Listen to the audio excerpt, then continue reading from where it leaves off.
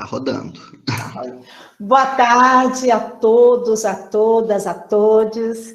A gente está aqui mais uma tarde maravilhosa, nesse dia, que para a gente é importante, dia 19 de abril, né? Estamos todas juntos.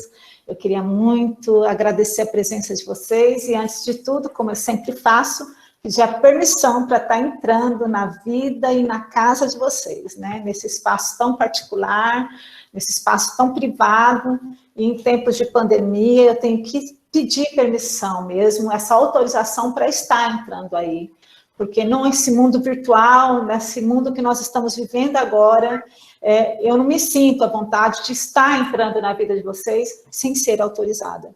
E eu acredito que o aprendizado só se faz assim, quando a gente é autorizado. A gente não se aprende forçado. Então, não adianta. Se estiver aqui nessa aula forçado, não vai aprender. Eu sempre falo que a gente só aprende quando tem prazer.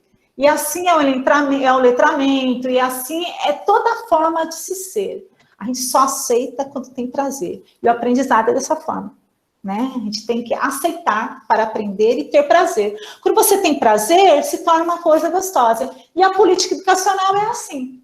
Eu só consegui entender a política educacional, eu só consegui entender o mundo da história, o mundo das letras, quando eu me permitir sentir prazer com elas. E foi assim que eu me tornei uma professora apaixonada por esses mundos da linguagem, e para entender a linguagem, eu preciso entender como ela transitou e como ela se passou nesse processo da política educacional. Então, antes de tudo, eu quero agradecer a presença de todos vocês, de todas vocês. Quero agradecer a oportunidade de estar aqui, que foi por mim, foi permitido pelo professor Lucas, e quero agradecer a presença do meu amigo, do meu companheiro de trabalho, que é o professor Cleberson de César, né? O Cleberson é um companheiro de luta, é um companheiro de trabalho já de anos, a gente não fala porque aqui eu sou a mais velha, né, meus queridos que estão aqui na sala.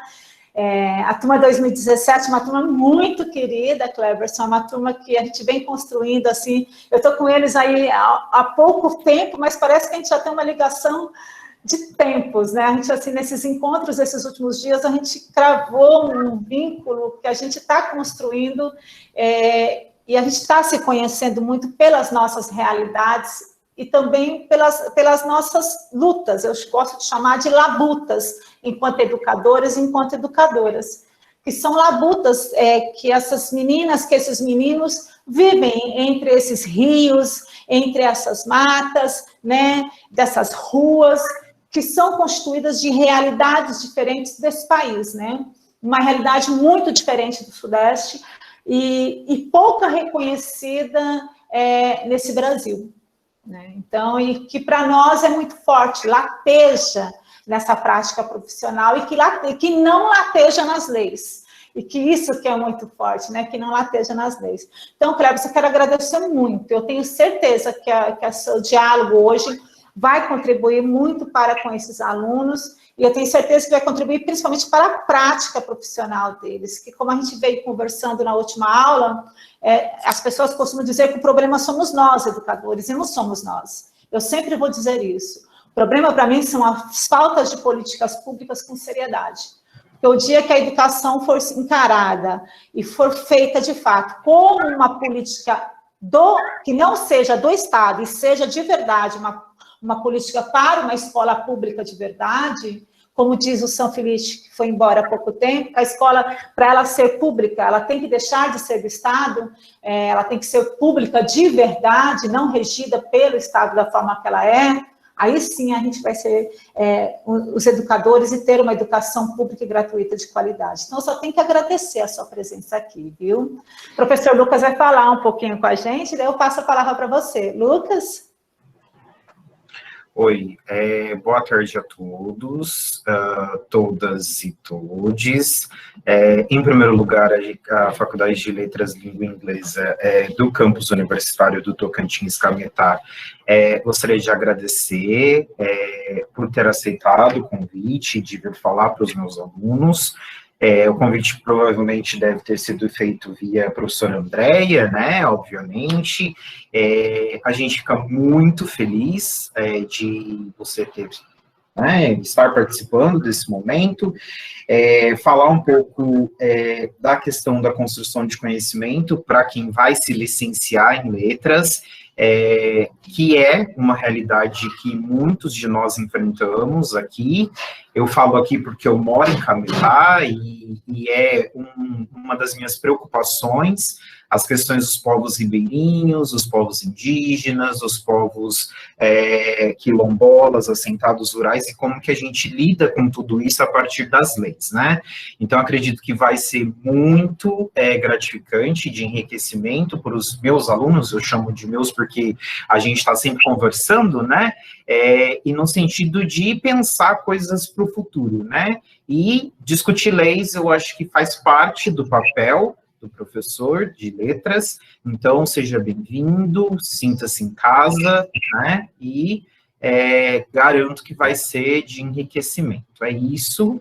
Então, passo a palavra aí, não sei se a Andréa quer falar mais alguma coisa. Fica à vontade, professor. Agora é com o Cleberson, eu estou aqui de plateia. Tá bom. Muito obrigado. Primeiramente, quero agradecer, né, esse convite, é sempre muito bom. Eu já disse quando eu cheguei aqui, né, que estar com vocês é um prazer, que não há dinheiro no mundo que pague, não há situação nenhuma que pague essa amizade, esse carinho, né? A professora Andréia é uma professora muito especial, eu sempre digo isso, não escondo isso de ninguém. Ela fez parte da minha banca de mestrado, foi uma das pessoas que mais contribuiu para o meu trabalho. Eu fico muito feliz quando ela diz, eu fui a primeira banca dela na área de análise de discurso, né? Então, assim, nós podemos, né, dividir conhecimentos, porque eu falo que a gente divide conhecimento o tempo todo. Eu falo para os meus alunos, para as pessoas que me rodeiam, que é muito importante a gente dividir o que a gente sabe, dividir o que a gente tem, porque muitas pessoas guardam o conhecimento, né, escondem, não passam seus materiais, não passam suas coisas, e eu acho que isso é muito importante acontecer, que nós dividamos, né, aquilo que nós temos de melhor, aquilo que nós construímos na nossa vida. E, assim, eu fico muito feliz em estar aqui no curso de letras, porque já faz um tempo que eu não dou aula para o curso de letras. Aqui na minha região, a maioria dos cursos de letras foram fechados, né? A demanda de alunos é muito pequena para esse curso, e as faculdades não investem nessa área, é uma área que, infelizmente, nós temos aí uma dificuldade muito grande de investimento na pesquisa, no estudo, enfim, né? Os professores da área de letras são muito sofredores nesse sentido, e nas licenciaturas em geral no nosso país, né? Nós estamos passando por um momento, nós passamos por um momento muito grande de desvalorização, né? Veio essa pandemia, e eu espero que com essa pandemia, né, os filhos estando em casa e os pais, né, acompanhando esse processo, eles consigam enxergar o valor, né, que o professor ele tem dentro da sociedade. Eu acho que essa pandemia ela vai trazer alguma coisa de positivo nesse sentido, né, de trazer para nós assim um reconhecimento maior do professor. A minha realidade, eu sei que é um pouco diferente da realidade que vocês vivem, eu tenho acompanhado, né, participo do grupo de pesquisa com a professora, tenho acompanhado os eventos, assistido as palestras, acompanhado o que acontece aí na região norte, né, que é um pouco diferente das coisas que acontecem aqui na nossa região sudeste, mas, né, a essência do professor, ela prevalece em qualquer lugar, né, a essência de luta, a essência de amor, a essência de garra, ela prevalece em todos os lugares. Então, eu quero dividir um pouco da experiência que eu tenho, né, um pouco do que eu aprendi durante esses anos. Eu me formei em letras no ano de 2001, então já faz algum tempo, né, que eu estou aí como professor na área. Leciono língua portuguesa, redação, interpretação de textos, enfim, tudo que a minha formação permitiu, eu leciono desde 2001, aliás, desde 2000, porque eu comecei, né, quando eu estava na graduação, eu já comecei a dar aula, E eu já dava aula, porque eu fiz magistério também, né? Trabalhei numa escola de zona rural, onde eu dava aula para sala multissereada, né? Eu tinha 4 séries dentro de uma sala e trabalhava com as 4 turmas. Então, para eu chegar na escola, eu pegava leiteiro, ia de leiteiro, voltava de leiteiro, com chuva, com sol, enfim, né? Eu tive uma trajetória como professor muito árdua, né? Como a maioria dos professores. Fui para a cidade, dei aula na cidade, trabalhei numa cidade de 6 mil habitantes, que era uma cidade muito pequena aqui do interior de Minas Gerais, e depois, né, vim parar em Pouso Alegre hoje, que é uma cidade maior, né, uma cidade com 150 mil habitantes, e conheci a professora Andréia, né. Nos conhecemos, eu no mestrado, uma pessoa que me acolheu, que foi super fantástica, e eu tenho várias histórias positivas para contar da professora Andréia, mas não é o que eu vim fazer aqui hoje, né? É só para vocês entenderem o contexto, porque eu estou aqui. Atualmente, eu trabalho numa escola privada de manhã, né, com um sistema de ensino que se chama Eleva. À tarde, eu trabalho numa escola pública do estado, sou supervisor de uma escola pública. Trabalhei 10 anos numa escola estadual como professor de língua portuguesa também, e enfim, né, estou nessa trajetória. Atualmente também dou aula na universidade, né, trabalhei em algumas universidades aqui da região, e quero dividir aqui com vocês, né, isso que eu tenho para dividir. Nós vamos falar um pouquinho hoje sobre algumas questões de legislação que eu julgo pertinentes e importantes para os alunos que estão no curso de letras. O curso de letras é um curso muito visado quando a gente trata da questão de ser professor em uma escola. Porque quando alguém descobre, escuta ou sabe que nós nos formamos em letras, todo mundo quer que a gente olhe os textos, quer que a gente corrija os textos, quer saber qual é a sua opinião a respeito daquilo, se você tem que acrescentar ou não, se você, enfim, né, o professor do curso de letras, meus colegas, né, vocês são meus colegas de área, e vocês vão sentir muito isso, eu imagino que já estejam sentindo essa responsabilidade que nós temos em relação à educação, porque nós somos parâmetro de consulta, né? Parâmetro de consulta para os colegas, parâmetro de consulta para os pais, para os alunos, para a comunidade, para a sociedade.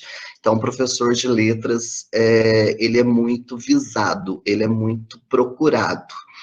Então, vocês fizeram a escolha certa, eu tenho certeza que vocês serão muito felizes nessa escolha. Eu escolhi o curso de letras, foi um curso que eu escolhi para a minha vida.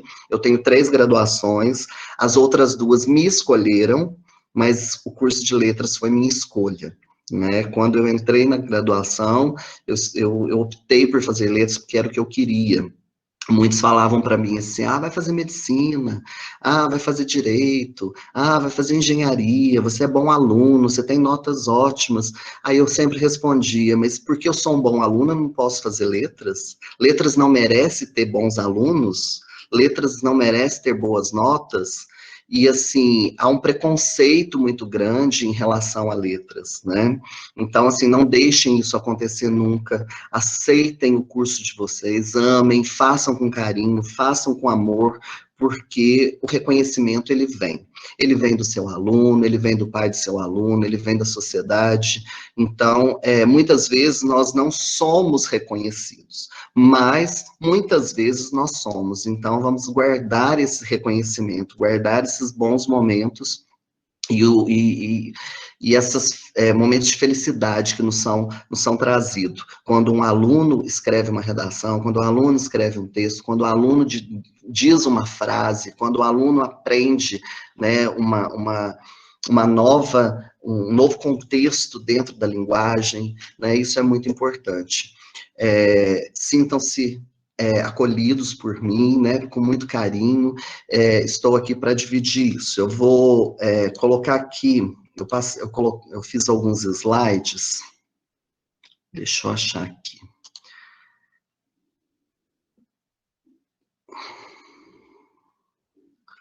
Deixa eu ver se eu consigo compartilhar aqui, professora. Consegue apresentar agora. Sim, sim. Você já abriu na sua tela lá atrás, né? Está aberto. Apresentar agora. Espera aí, deixa eu pegar aqui. Aí eu vou em uma guia, né? Isso. Deixa eu ver se está abertinho aqui, porque eu quero compartilhar. Deixa eu abrir. Aí. Onde estou?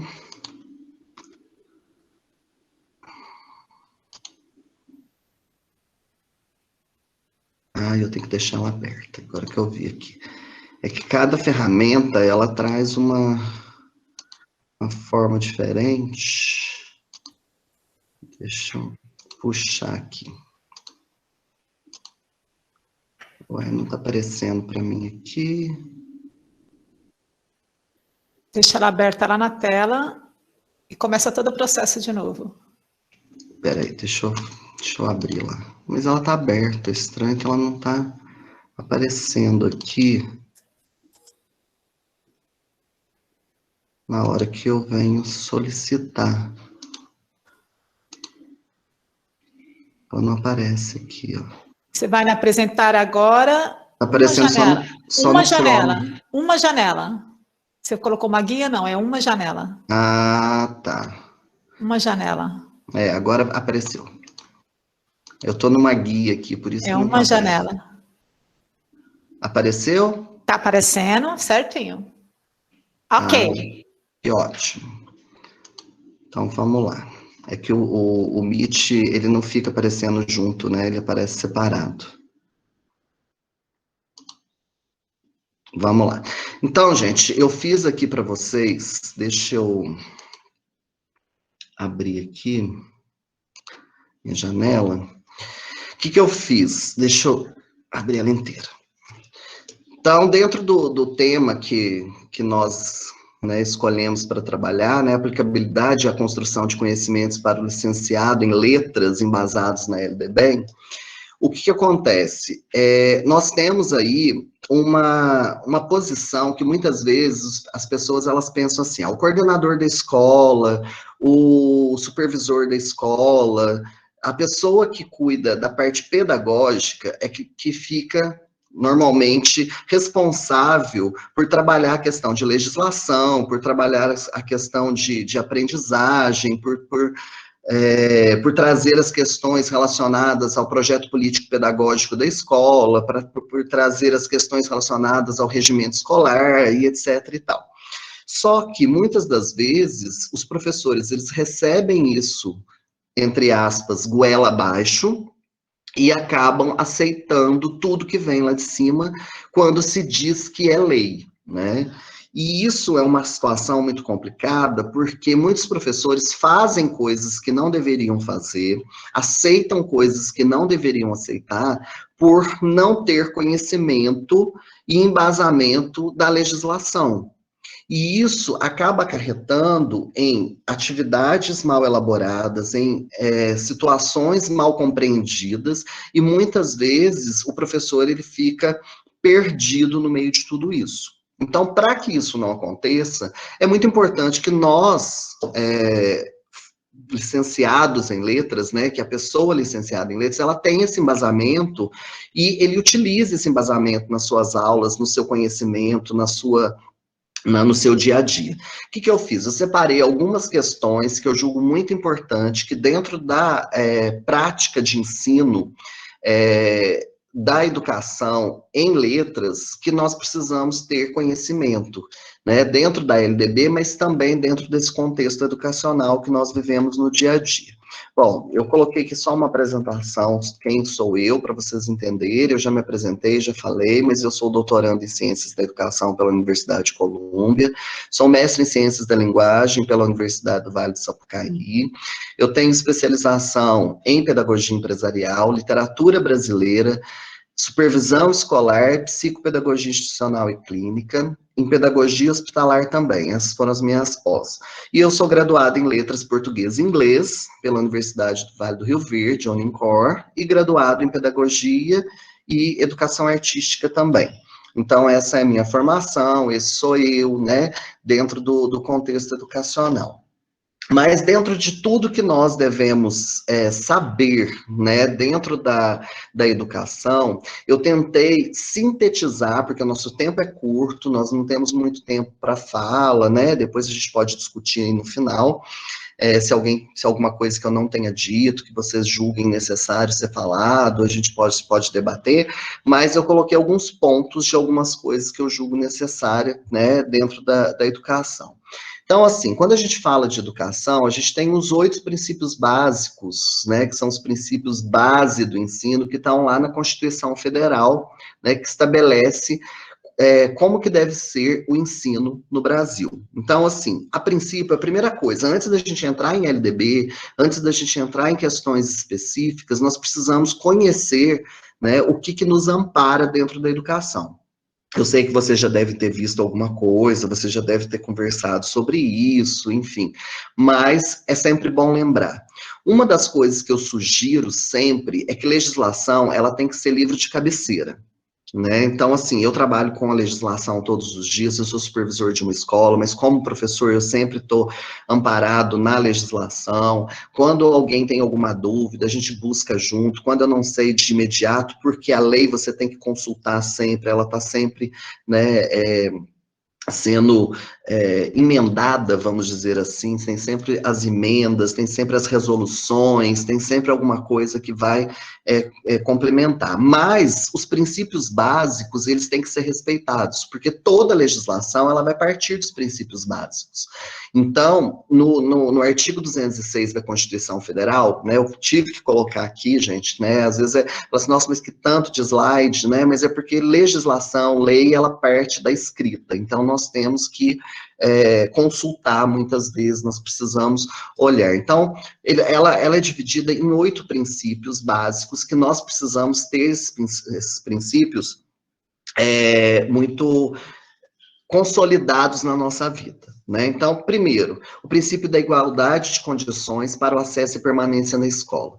Nós sabemos que nem sempre isso acontece, e cabe a nós, professores, cobrarmos que isso seja feito, que isso aconteça, né? Nas regiões mais, como que eu vou dizer assim, mas nas regiões que têm uma condição financeira melhor, essas coisas se cumprem de uma forma um pouco mais fácil. Mas quando a gente parte para lugares onde o acesso à educação ele é mais complexo, nós temos uma dificuldade muito grande de fazer isso acontecer. E cabe a nós, professores, de qualquer área, fazer isso acontecer. Então, nós temos que trazer essa igualdade de condições, o acesso e essa permanência na escola, conversar com o nosso aluno, mostrar que é importante, que é legislação, que ele precisa estar ali, né, que o futuro dele depende disso. Então, assim, a nós cabe fazer com que esses princípios sejam cumpridos, né? O segundo é o princípio da liberdade, né, de aprender, de ensinar, de pesquisar, de divulgar o pensamento, a arte e o saber. O terceiro, o pluralismo de ideias, de concepções. Depois, o quarto, a gratuidade do ensino público. E assim nós vamos com os 8 princípios. Vamos fazer leitura deles, né, porque eu vou disponibilizar depois esse material para vocês também. Mas, Cleberson, assim, para nós não está passando os slides, você está passando aí? Tá. Para nós não tá. Acho que você vai ter que abrir de novo o arquivo. Espera aí. Opa, gente, não pode, isso não pode acontecer, né? E eu tô aqui falando, mostrando o slide e o slide não tá aparecendo, não dá. Aconteceu também comigo esses dias na aula. Tranquilo. Agora vamos lá. Agora tem que aparecer. Estão vendo? Ainda não, pera. Agora tá vindo. Veio. Chegou. Chegou? Chegou. Ai, que bom. Então vamos lá. Então, assim, eu falei que eu não ia ficar lendo, mas agora vamos reler isso aqui, né? Mas o que acontece? Então, o artigo 206 da Constituição, ele vem falando desses princípios básicos do ensino. Então, é um artigo muito importante para nós da educação, ele tem que ficar registrado, ele tem que estar ali, né? Eu vou mandar esse material para vocês, porque esse aqui é um compilado de situações do que é mais importante dentro da educação, que nós precisamos saber. E aqui fala muito das questões de pluralismo, de valorização dos profissionais, de gestão democrática, garantia de padrão de qualidade, piso salarial e a igualdade de condições e acesso e permanência na escola, que são os princípios básicos que o aluno e o professor ele tem que ter na educação, porque quando a gente fala de princípio básico na educação, todo mundo pensa no aluno. Só que nós somos parte dessa educação.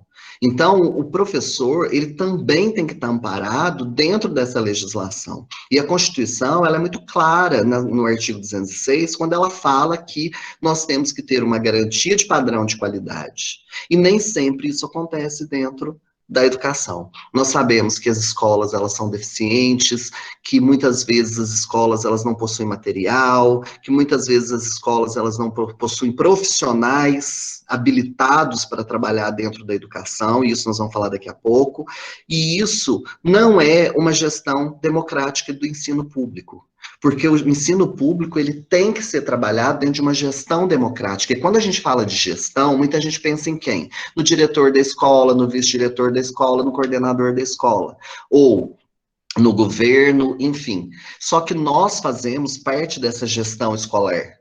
Nós fazemos parte da construção dessa gestão escolar, porque o professor, ele é a base para a construção do PPP da escola, né, que é o projeto político pedagógico, ele é a base e ele vai ajudar e ele tem que participar do regimento escolar. Esse regimento, ele tem que estar aberto. Nós temos um problema muito sério, isso no Brasil inteiro, de escolas que não disponibilizam esses materiais para a comunidade escolar, que é, no caso, o projeto político pedagógico e o regimento escolar, porque lá constitui o que deve ser feito pela escola. E muitas vezes os pais, a família, a comunidade quer ter acesso, inclusive os alunos que vão fazer estágios, estagiários dos cursos de licenciatura, que chegam nas escolas e pedem o material para fazer o estudo, porque ele precisa preencher a sua pasta de estágio, e muitas vezes isso não é disponibilizado, mas isso deve ser disponibilizado. A escola, ela tem por obrigação disponibilizar isso. E muitas vezes a gente tem embates com diretores de escola, embate com vice-diretores de escola que não querem disponibilizar o material para o estagiário ou para a comunidade. E isso não pode acontecer, porque é ali que está mostrando o que é feito dentro da escola. E tudo isso tem que estar pautado no quê? Tem que estar dentro da Constituição Federal, tem que estar dentro da LDB, tem que estar dentro do ECA, que nós vamos falar daqui a pouco, que é o Estatuto da Criança e do Adolescente, tem que estar pautado na BNCC. Né? Então, assim, nós temos todo um aparato de leis que nos cercam e que nós temos que cumprir em cima dessas leis. E que, muitas vezes, isso não acontece. Eu vou passar aqui o slide, vocês me falam se não estiver passando, tá? Passou, tá ok. Passou, tá ok. E aí nós temos também as 7 responsabilidades do Estado com a educação, né? Então, o artigo 208 da Constituição, ele vem tratando da questão das responsabilidades do Estado brasileiro, né? E ele tem 7 responsabilidades. Dentro dessas responsabilidades, algumas estão, né, grifadas aí, mas a educação básica, ela tem que ser obrigatória e gratuita. Quando a gente fala de obrigatória, né, isso aí cai numa situação muito complexa, porque ela é lei, ela é obrigatória, mas nem sempre as pessoas fazem valer essa obrigatoriedade. Né? Então, dos 4 aos 17 anos de idade, a pessoa, ela deve estar matriculada dentro da escola. E nós sabemos que nem sempre isso acontece. Mas cabe a quem? Cabe à comunidade escolar. Isso pode ser colocado dentro do PPP da nossa escola, isso pode ser colocado dentro de reuniões, né, com a comunidade, isso pode ser colocado com os secretários de educação das cidades, com os secretários estaduais de educação. Então, assim, a cobrança, ela deve ser feita pela comunidade como um todo.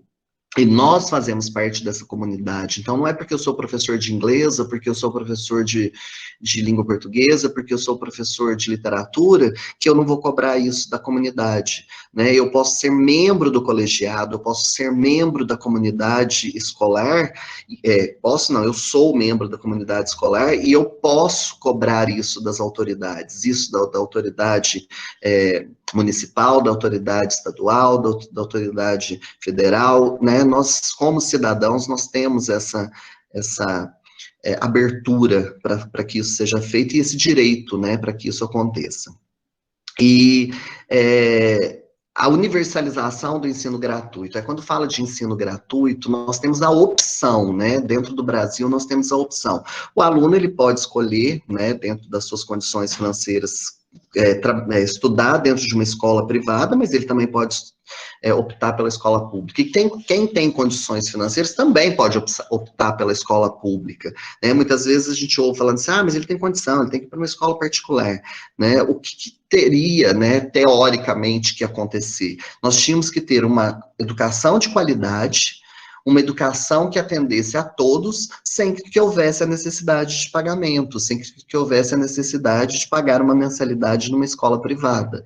Mas nem sempre isso acontece. Nós temos aí no Brasil escolas públicas fantásticas, maravilhosas, porque muitas vezes depende da prefeitura de determinados lugares, e as prefeituras, elas dão essa abertura, né, com questão de física de prédios, né, com a questão de material, enfim, com professores, né, com um grupo de professores bem estruturados, com um grupo de professores bem capacitados e remunerados, mas isso são poucos, né, são poucos os lugares que nós temos. A nossa realidade, no geral, não é assim que acontece, né.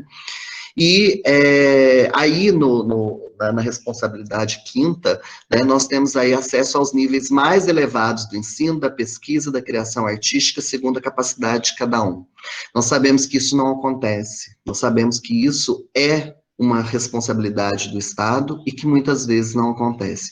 Vocês estão aí numa universidade federal, numa universidade pública, e com certeza vocês têm muitas deficiências ainda, vocês têm muitas coisas que vocês gostariam de ter e gostariam de poder produzir, e que às vezes nos é negado, né, como pessoas, muitas vezes nos é negado como estudantes, nos é negado como profissionais, e isso não deveria acontecer, né. Outra coisa é a oferta do ensino noturno regular. E isso nem todas as escolas, elas oferecem da forma regular. Nem todos os estados oferecem da forma regular. Então, você chega em algumas cidades que não tem essa função acontecendo dentro das cidades. Então, assim, eu estou colocando algumas pontuações do que é direito, do que deve acontecer, e que nem sempre acontece, né? É muito difícil, né? Essa situação, ela é muito complexa.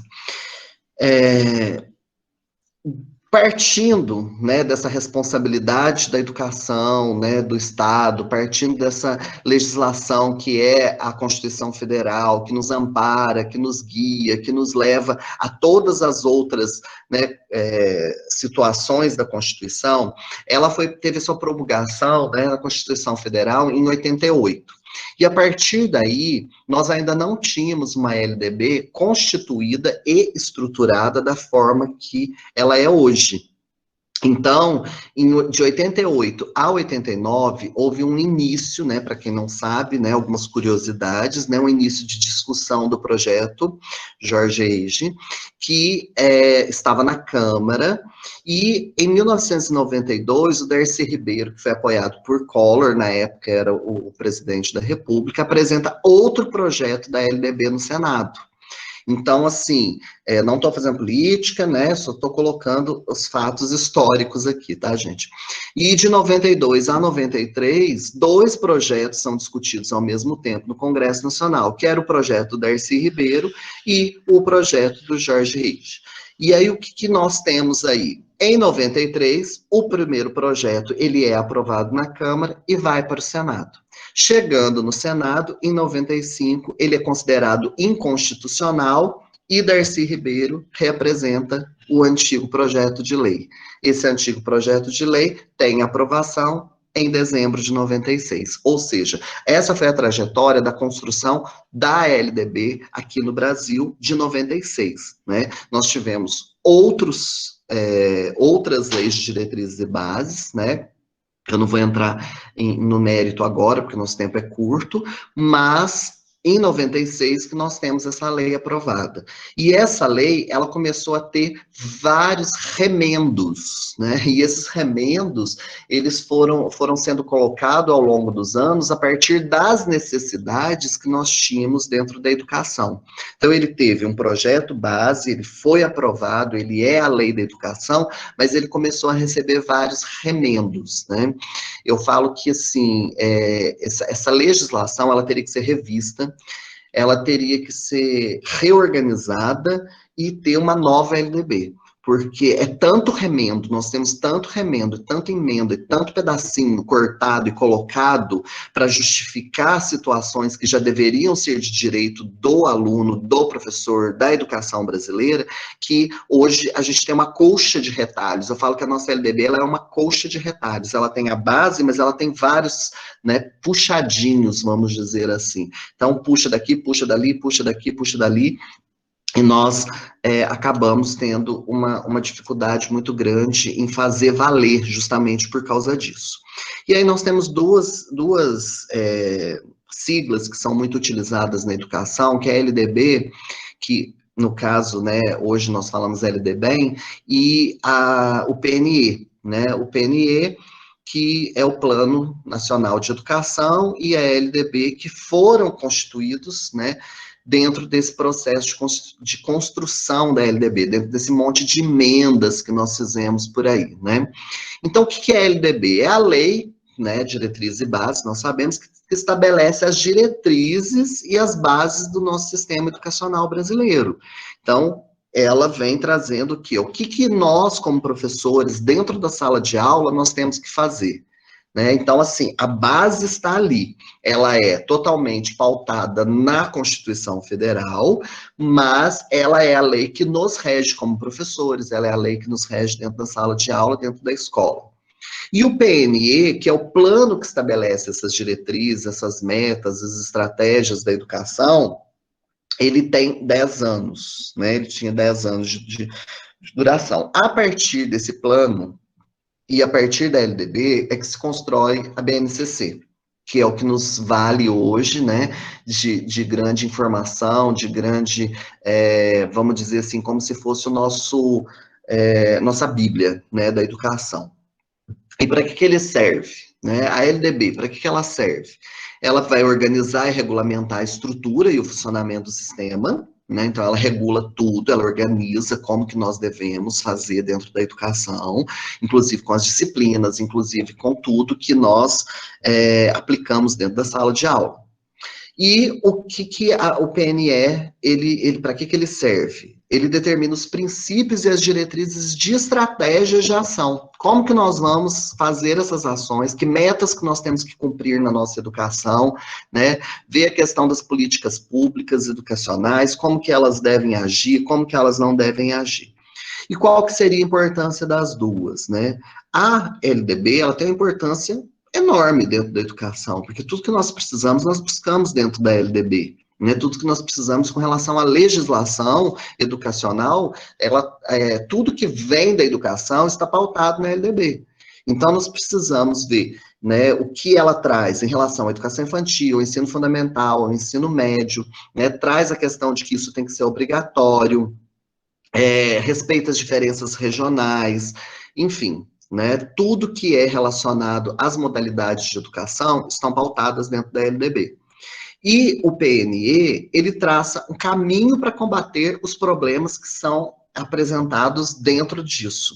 Então, a partir do PNE, muitas emendas, remendos, vamos dizer assim, foram feitos dentro da LDB.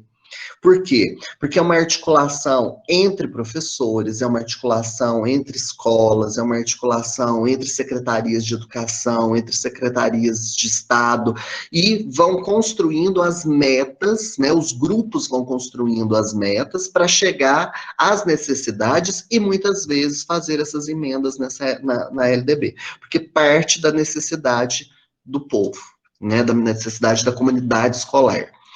E outro documento que nos fundamenta é o ECA, né, que ele tornou-se lei federal em 90, né, a lei 8.069, quando ele foi aprovado no Congresso Nacional e sancionado pelo então presidente da República, o Itamar Franco, né, então o Itamar Franco veio e sancionou. Ele foi criado para proteger as crianças e os adolescentes, e o ECA, ele classifica os menores de idade, né, aí está embaixo aí, ó, as crianças de 0 a 12 anos incompletos, né, e a partir dos 12 anos completos até os 18 seriam os adolescentes. Então, o ECA, ele vem trazendo isso. Então, ele vai fazer esse amparo, né, dentro da educação para esse público. Né? Então, seriam algumas legislações que nos amparam e que na construção do projeto político-pedagógico, do regimento escolar, nós temos que levar em consideração, né? E depois nós vamos falar da BNCC. Dentro dos níveis de modalidade de ensino, né, que a educação brasileira ela nos traz, nós temos os níveis divididos em etapas. Então, nós temos o ensino superior, aliás, nós temos a educação básica, o ensino superior, e depois, dentro disso, nós temos várias ramificações, vamos dizer assim, que são as modalidades de ensino. Né? Então, assim, tanto no ensino superior como na educação básica, nós temos essa divisão, né? A educação básica ela é composta pela educação infantil, pelo ensino fundamental e pelo ensino médio. Lembrando que o licenciado em letras, ele pode trabalhar nessas 3 áreas, por incrível que pareça, muita gente fala assim, mas e educação infantil, como que eu vou trabalhar a educação infantil? Muitas escolas privadas, por exemplo, elas têm professores de inglês na educação infantil. E quem é a pessoa habilitada para lecionar inglês na educação infantil? É o licenciado em letras em inglês. Então, é essa pessoa que vai fazer isso, né? No ensino fundamental, a mesma coisa, no ensino médio. Então, a educação básica, ela está composta dessas 3 partes, né? A educação infantil, o ensino fundamental e o médio. E dentro dessa ramificação aí, nós temos, na educação infantil, a educação do campo, que é tida como uma educação, uma modalidade de educação, né? As pré-escolas e as creches, que se enquadram dentro da educação infantil. E isso puxa a educação especial, né? O que está aqui, nós temos a educação especial, que está presente em todas elas, tanto no nível superior, quanto na educação básica. E a educação de jovens e adultos, e a educação profissional como modalidade ali, tá? Então, assim, esse aqui é o organograma, vamos dizer assim, da educação no Brasil, né? No ensino superior ele é composto da graduação e da pós-graduação.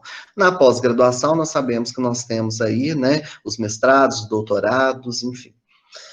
E, continuando, nós temos aí uma organização de estrutura na educação brasileira. Então, a educação básica vem aí no verdinho, né, composta de educação infantil, pré-escola e creche, como eu disse para vocês, a creche de 0 a 3 anos de idade, a pré-escola de 4 a 5 anos de idade, e educação infantil, né, de 4 a 5 anos, que depois nós entramos no ensino fundamental de 6 a 14 anos de idade. A educação de jovens e adultos, ela acontece a partir dos 15 anos de idade, então a pessoa ela não terminou o ensino fundamental, ela entra na educação de jovens e adultos. Ela tem 18 anos, ela quer terminar o ensino médio, ela entra na educação de jovens e adultos. É opcional, se o aluno ele não quiser, né, ele tem essa idade, ele não quer frequentar a educação de jovens e adultos, ele não é obrigado, ele pode continuar na educação regular, né, e isso é uma coisa que as pessoas sempre me perguntam, falam assim, mas ele já fez 15 anos, vamos mandar ele para a educação de jovens e adultos, se ele quiser, sim, se a família achar que por bem que deve ir, sim, mas se a pessoa ela quiser continuar na educação regular com as aulas regulares, ela vai continuar na educação regular com as aulas regulares, né. E aí nós temos, dentro da educação de jovens e adultos, a educação profissional, né, que necessariamente ela não precisa ser curso técnico. Quando a gente fala de educação profissional, as pessoas pensam em cursos técnicos, né, e muitas vezes nós temos alguns cursos que são ofertados, né, por exemplo, curso de cozinheira, curso de secretário, enfim, que normalmente não são técnicos, né, são cursos profissionalizantes que podem ser ofertados também pelas instituições de ensino, normalmente por projetos, né, e tudo mais.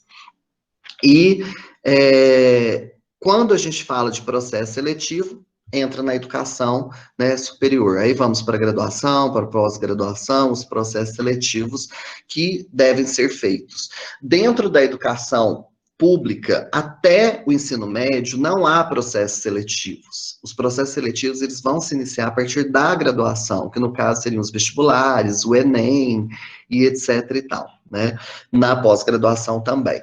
Mas o ensino básico, a educação básica, ela não permite processo seletivo. Então, não temos processo seletivo para a educação básica.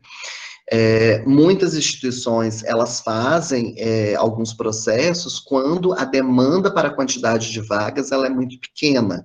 No caso, por exemplo, dos institutos federais, que trazem formação técnica. Aí existe isso. Caso contrário, a educação básica de ensino básico, que não é profissionalizante, não é técnico, ela não pode passar por processos seletivos, ok? Tô falando muito, gente. Tá ótimo, caminha. Bom, então vamos lá, que o povo tá tudo quietinho, né? Eu também. Não, já que a mãe de Iná aparece, peraí. Passou para o próximo slide? Passou. Passou. Então vamos lá, gente. E dentro de tudo isso, nós temos umas regras de organização da educação básica, né? E a nossa educação básica, ela é dividida em séries anuais, em períodos semestrais, em ciclos, grupos não seriados, com base na idade, na competência e em outros critérios. Então vai depender da escola, vai depender da região.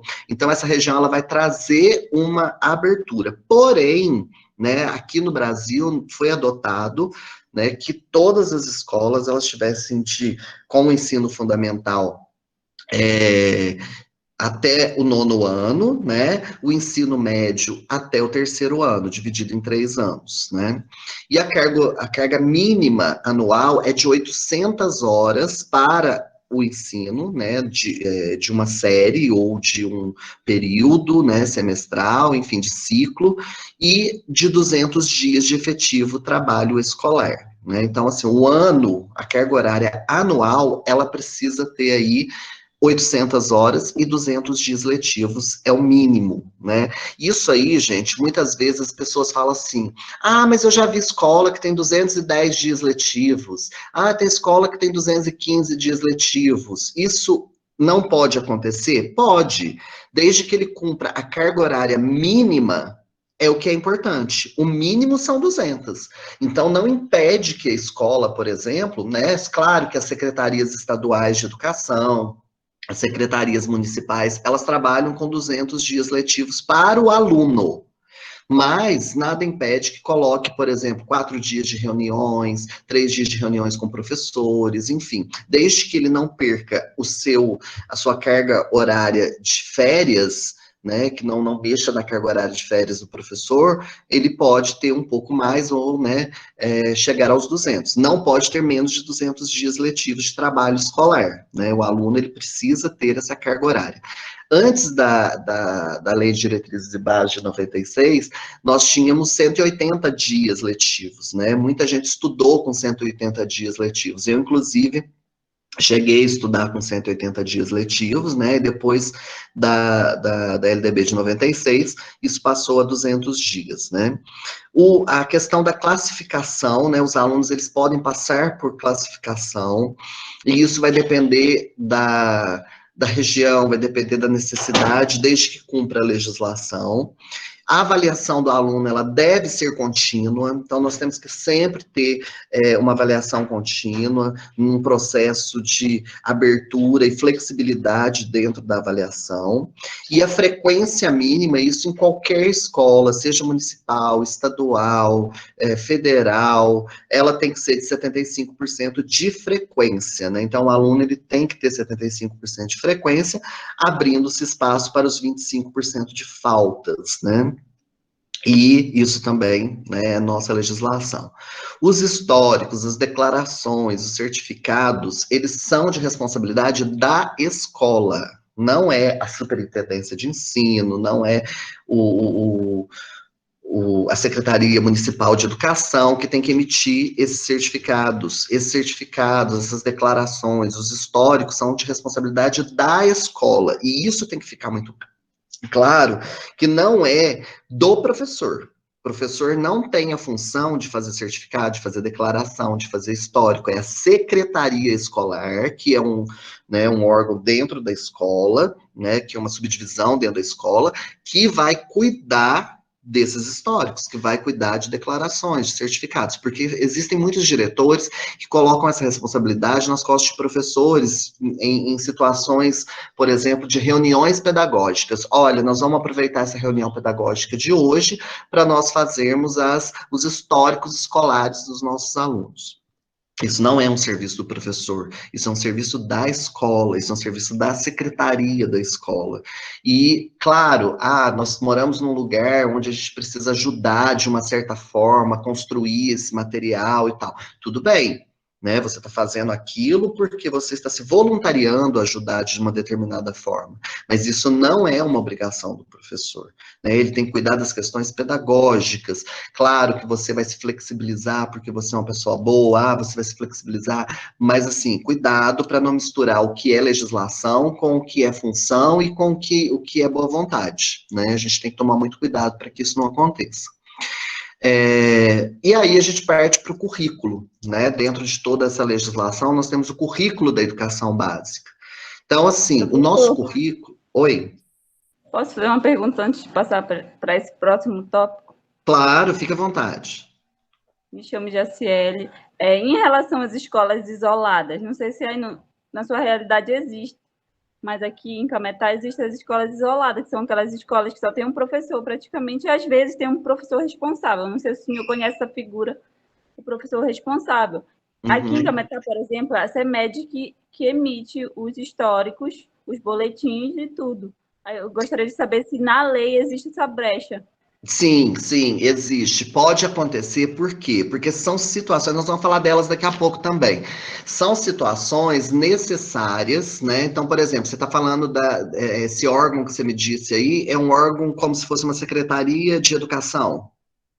Isso, é a Secretaria de Educação do município. Sim, quando escolas municipais, por exemplo, que têm salas de educação isolada, como você disse aí, que aqui seriam escolas rurais ou escolas de atendimento indígena, escolas quilombolas, enfim, essas escolas que, até daqui a pouco eu vou falar um pouquinho sobre elas, bem rapidinho, mas assim, nesse caso, né, o professor ele vai fazer a chamada, ele vai levar a documentação para a emissão dos certificados, e aí, no caso, não é a escola que emite certificado. A Secretaria Municipal de Educação, ela tem essa liberdade.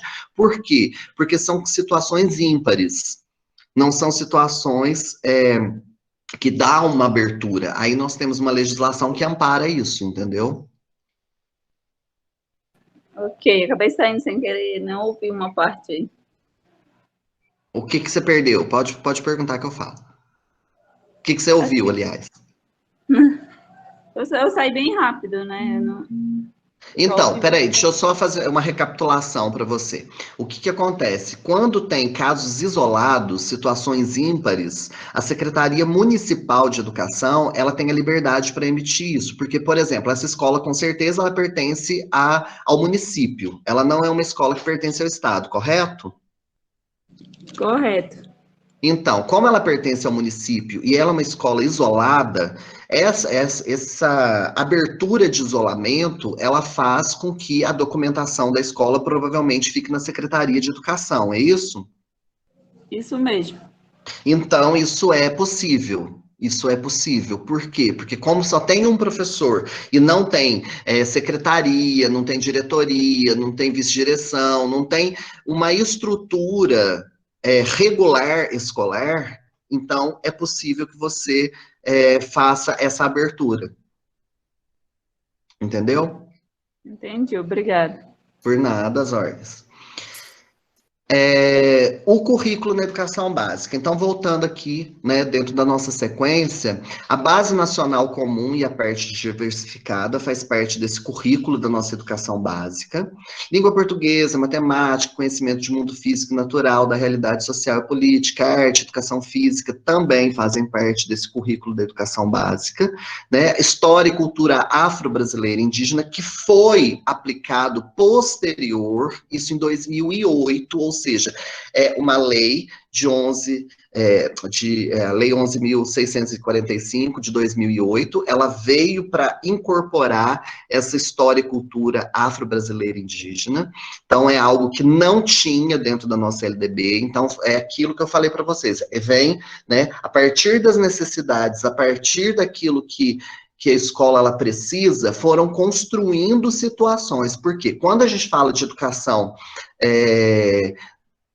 afro-brasileira e indígena, quando a LDB de 96 ela trouxe, ela falou que a educação era direito de todos, mas ela não traz especificidades que essa lei traz. Então, essa lei, ela trouxe isso para a educação. Então, muitas das vezes, algumas leis, elas são incorporadas às necessidades educacionais.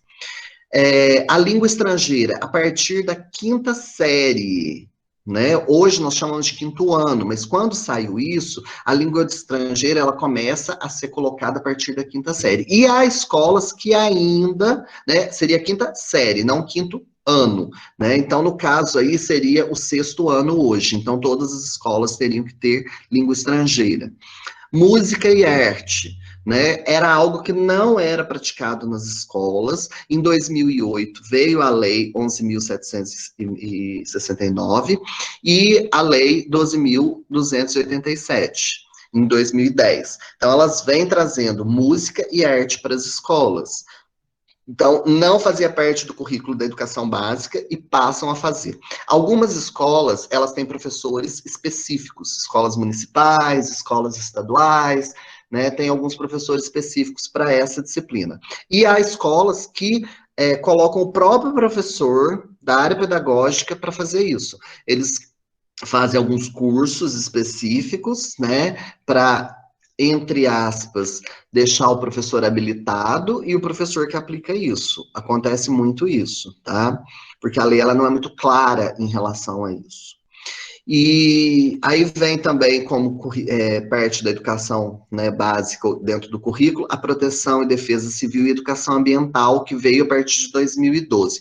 Então, vocês estão vendo, quando eu falei para vocês que veio um monte de emendinha, essas emendas, né, essas leis que vêm como se fosse pedaços de tecido costurados numa colcha, ele vem acontecendo. À medida que as necessidades vão surgindo, vão sendo incorporados.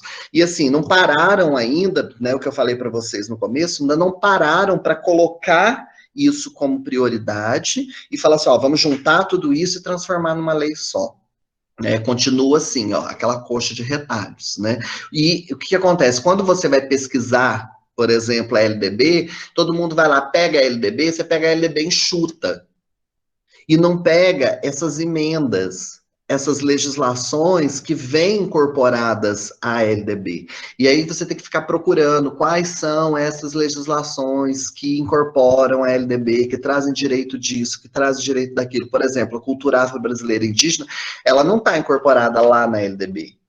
Ela está, né, como se fosse um processo à parte, né? Então, assim, são pedacinhos que ficam ali, ó, distribuídos em volta, e você tem que ficar catando esses pedacinhos para você entender aquilo que você precisa saber sobre a legislação, né? Bom, mas vamos lá que senão a gente não termina hoje, né? Eu falo muito. Quando fala de lei tem muita coisa, né, gente? E as características dos níveis de ensino? Aí nós falamos da educação infantil, né, eu já tinha falado antes, ele está no artigo 29 a 31, só para ilustrar. O ensino fundamental, que está no artigo 32 e 34, e o ensino médio, que está no 35 e 36.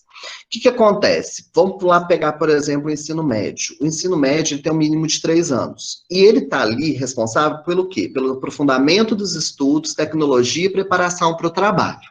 Essa é a característica de nível médio dentro do nosso país. E o que acontece? Muitas escolas não têm preparação para o trabalho em nível técnico, né?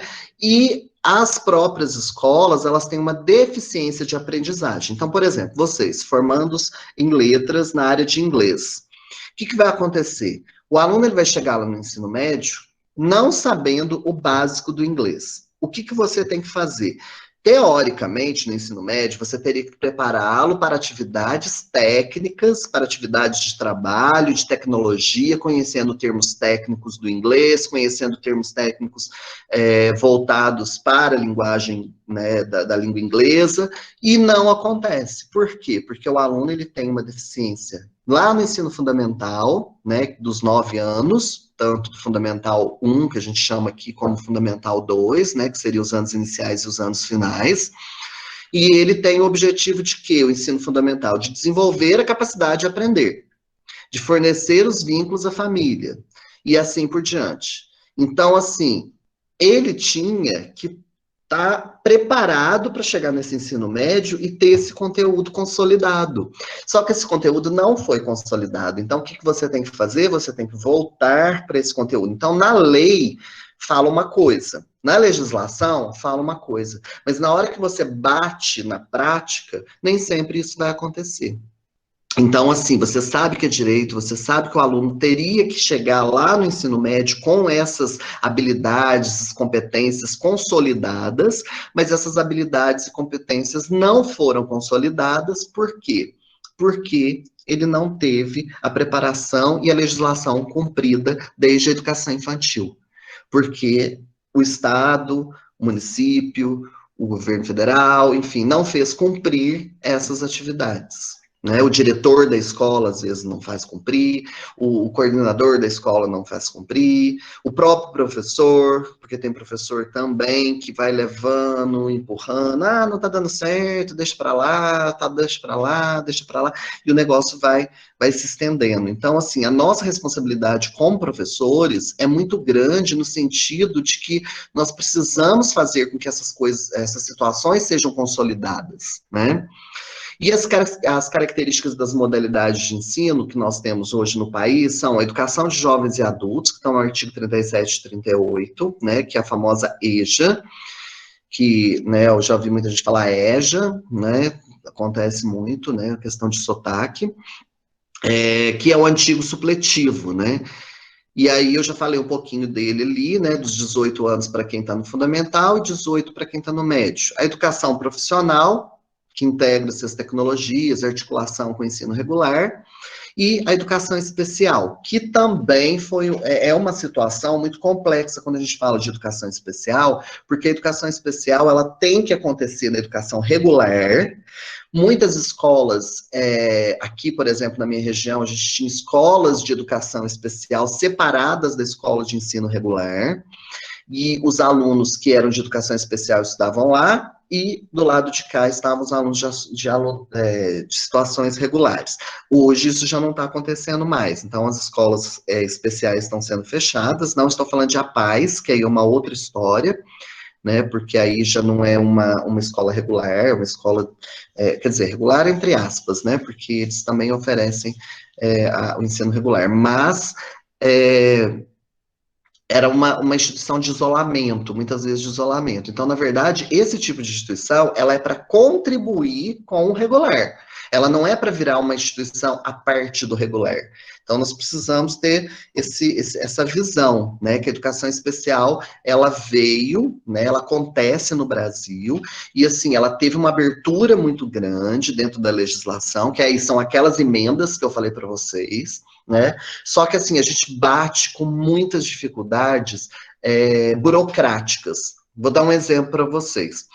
Nós temos uma aluna cadeirante na minha escola e nós precisávamos fazer uma rampa para essa aluna utilizar a escola. Então, como ainda não tinha feito a rampa, ela era carregada, os alunos, o pai, a mãe, enfim.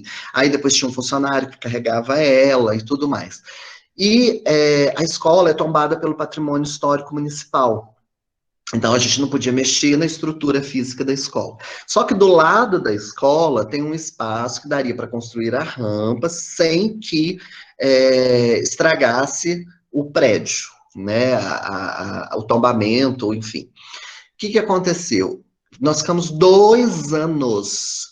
E olha que eu mandei milhões de documentos, o diretor mandou milhões de documentos, enfim, nós fizemos várias solicitações, somente agora, depois de 2 anos, é que nós conseguimos a liberação para se fazer a rampa. Aí depois que nós conseguimos a liberação para fazer a rampa, nós tivemos que mandar todo o projeto para a superintendência, depois mandar para Belo Horizonte, para construir essa rampa, enfim. A burocracia é tão grande, mesmo estando dentro da educação especial e da legislação da educação especial, a burocracia é tão grande que nós ficamos 2 anos carregando essa aluna no colo, para lá e para cá, porque a escola não tinha acesso a cadeirante. Estou dando um exemplo para vocês. Então, assim, foi difícil? Foi. Nós conseguimos? Conseguimos. Mas a gente não pôde abaixar a cabeça e falar, não, vamos ficar carregando mesmo, que tá mais fácil do que a gente ficar lutando. Então, assim, existe uma legislação, vamos correr atrás. É demorado? É.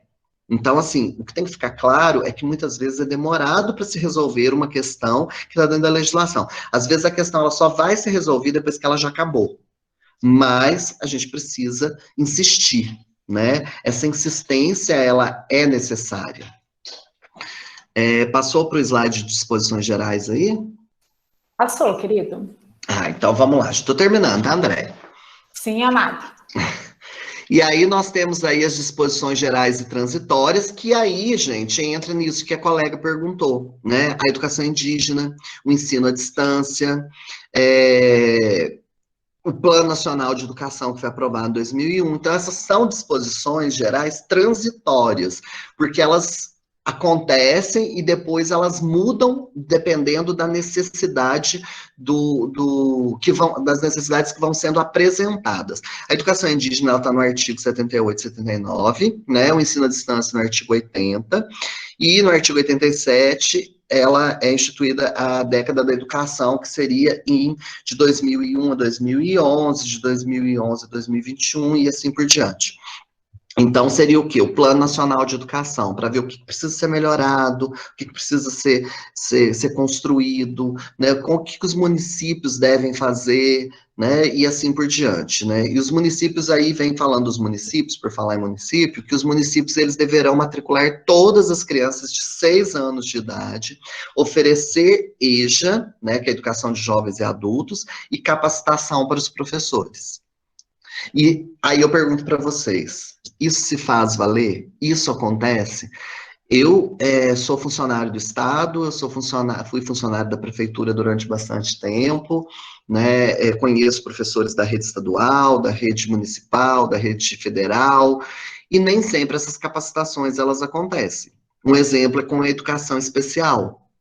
Nós temos que procurar, né, isso eu vou ser claro para vocês, quando a gente, existe uma legislação de educação especial. Tá, existe, mas se você não corre atrás, ninguém vai trazer para você o conhecimento disso. infelizmente, nós não temos essas capacitações para trabalhar com um aluno cadeirante, para trabalhar com um aluno autista, para trabalhar com um aluno disléxico, para trabalhar... Ah, mas como que eu vou trabalhar inglês com um aluno autista? Como que eu vou trabalhar inglês com um aluno disléxico? Você tem que criar ferramentas, a legislação fala que você tem que trabalhar, mas ela não te traz essas ferramentas. Quando traz, é na forma de cobrança dos municípios sobre capacitação. Só que aí eles enrolam muitas vezes e não trazem essa capacitação, né? Tá na legislação e cabe a gente cobrar, né? Então tem aí, precisa cobrar e precisa fazer. Bom, e por fim, gente, a gente tem a Base Nacional Comum Curricular, né, que foi aprovada recentemente, e essa Base Comum Curricular, ela é o parâmetro geral, hoje, claro, embasada totalmente na legislação da LDB, né, então nós temos aí a BNCC, né, dá para ver aí nesse slide aí, né? A partir dela, nós vamos ter o currículo da rede, aí entra o currículo da rede estadual, municipal, federal, que vão ser constituídos a partir da BNCC, então tudo tem que partir da BNCC para construir esse currículo da rede. A escola, ela vai construir o seu projeto político-pedagógico dentro desse contexto, e o plano de aula do professor tem que ser construído dentro de tudo isso. Então, é como se fosse, né, uma pirâmide, né? Essa pirâmide, ela tem que ser construída de cima para baixo, não é de baixo para cima, né? Então, nós temos lá a BNCC lá em cima, né, que está de acordo com a Constituição, que está de acordo com a LDB, que está de acordo com o ECA, que está de acordo com toda a construção do currículo nacional, e aí ela vem e você vai fazer o currículo de rede. Cada rede estadual, ela tem que cumprir as normas do que estão da BNCC, só que ela tem uma flexibilidade de regionalismo. E aí ela vai construir dentro da flexibilidade regional, dentro daquilo que é a vivência deles. E isso no português, no inglês, na história, na geografia, em tudo. Então ele vai construir o seu currículo de rede embasado nisso, né? A Base Nacional Comum Curricular, que é a nossa referência obrigatória, né? Ela não é um currículo. O currículo ele vai ser construído pela rede estadual, pela rede municipal, pela rede federal. O currículo ele tem flexibilidade, mas ele tem que ter um embasamento, né, e referência obrigatória na BNCC. E aí a escola constrói o quê? O projeto político-pedagógico. O projeto político-pedagógico vai abranger o quê? As necessidades da região, da escola que ela está, né, da comunidade escolar em que ela está inserida, e de acordo com o currículo rede e de acordo com a BNCC. E, por fim, o plano de aula do professor, que é aquele que você vai construir, né, em cada escola vai ser de uma forma, não sei como que na escola que vocês conhecem, ou que vocês, né, se alguém já trabalha, como que isso é desenvolvido. Normalmente, isso é um acordo entre direção e supervisão e coordenação de escola. Então, tem lá, ou pode acontecer um plano de aula semanal, ou pode ser um plano de aula quinzenal, pode ser um plano de aula mensal. Eu, particularmente, trabalho com os meus professores com plano de aula mensal. Então, todo mês, eles me enviam um plano daquele mês. Por quê? Né? Eu acho que semanal, eu trabalho com Fundamental 2 e médio, né, gente? Então, eu não trabalho com Fundamental 1 atualmente, já trabalhei, mas hoje não estou trabalhando mais. Mas, assim, normalmente, quando é Fundamental 1, é semanal ou quinzenal. Quando é Fundamental 2 e médio, nós podemos trabalhar quinzenal, mensal, né, ou semestral, ou bimestral. Atualmente, eu estou trabalhando com ele bimestral. Eu trabalho com ele mensal, mas como nós estamos em educação remota, como nós estamos trabalhando em casa e tudo mais, então nós estamos fazendo bimestral, porque tem um planejamento para o bimestre, tem atividades diferenciadas, enfim. Então, é assim que funciona. Mas isso tem uma articulação e a escola ela pode escolher isso, tá? As competências gerais da nova BNCC, eu coloquei aqui para vocês, depois, né, eu não vou lê-las, mas assim, só para vocês terem entendimento do que são essas competências da BNCC, eu imagino que vocês vão estudar a BNCC mais aprofundadamente depois, né, mas tem que ter a questão do conhecimento, pensamento científico, crítico, criativo, o repertório cultural de cada região, de cada pessoa, né? A comunicação, a desenvoltura da comunicação e o desenvolvimento da comunicação dentro de um ambiente, a cultura digital, né, que nós estamos vivenciando intensamente agora, né?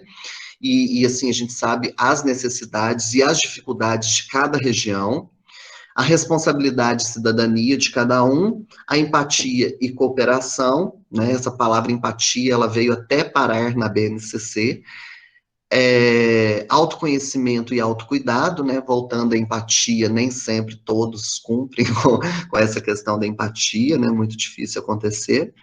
A questão da argumentação e o trabalho e projeto de vida. Então, esses são as competências gerais que devem ser desenvolvidas dentro dos conteúdos curriculares. Então, as superintendências, as secretarias estaduais, municipais, elas precisam preparar o seu currículo dentro dessas, né, competências para que ela seja desenvolvida da melhor forma possível, né? E, por fim, né, o que abrange a legislação licenciada em letras, para a gente finalizando aí, né? Então, ela abrange o ensino, né, que é a formação docente, né? A formação docente, ela deve oferecer aos licenciados uma base teórica, vocês vão aprender isso aqui na universidade, né? Científica, prática, porque vocês têm os estágios, vocês têm as práticas, etc e tal, né?